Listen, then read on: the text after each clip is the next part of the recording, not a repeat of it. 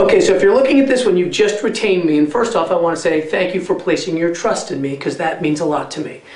A couple things I will remind you in this video that I've told you in person, which is I need you to start keeping a diary if you're a gal and a journal if you're a guy. For some reason guys don't like the term diary, but I need you to start documenting your case. Because the way for me to be your storyteller is for me to know how this is affecting you on a daily basis.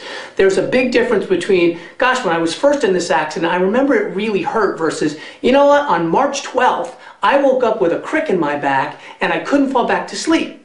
And as a result of that, I was up all night and I was in a really bad mood the next day. And so when we go to court or we're trying to present your case to an insurance adjuster, I get to give them specific examples of how this accident affected your life. And that is crucial to your case. So you need to start doing that. I would also advise you to take your journal to your doctor and document your case through your doctor's eyes. Now again, this isn't about, hey, we're going to make things up so that we can get a lot more money at the end.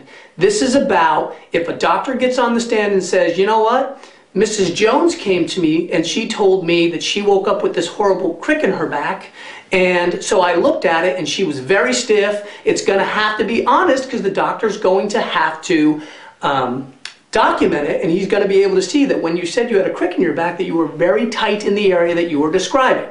So now it's not just you getting on the stand or you telling an adjuster, gosh, my back hurt, poor me, give me money. It's a doctor getting on the stand saying, you know what, she came to me, she told me she couldn't sleep. I looked into her back, she was very limited in her motion, or he was very limited in his motion, and now you have a doctor on the stand saying what pain you've been in, which goes a lot further in front of a jury than you on the stand saying, oh, my back hurts. If a doctor gets on the stand and says, you know what, Mr. or Mrs. Jones was in a lot of pain and this is how I know, it's truth, it's honesty, and it's not you saying it for a jury to think, well, they really want money. It's a doctor saying, not only did they tell me that, but it is clearly true because this is the test I did and it was confirmed. And that goes a long way in getting you what's fair for your case. Again, we are here about getting you what's fair for your case. The other side doesn't want to give you what's fair, they want to give you what's unfair. Our whole thing is to be what's fair. Let's get this person a fair amount for what they've been through. So keep a journal, keep a diary, keep it by your bedside. And basically, you don't have to do it every day, you don't have to do it all the time, but when this case affects you, you make sure, when this accident or this injury affects you, you make sure that you document that, and then you go tell the other side or your doctor, this is how it has affected me.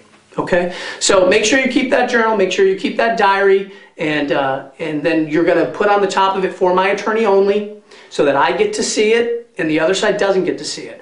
I would also tell you that you don't necessarily want to put in things like, this isn't a diary about, your whole life. My husband forgot to bring me flowers, what a jerk. That's not what this diary is, okay? Because if you give that to the other side, guess what they're going to say? Well, wasn't there other things going on in your life as to why you were so stressed at this time? Because isn't it true your husband didn't give you flowers and that really bothered you? That's not this diary. This diary is about you and how this accident has affected your life.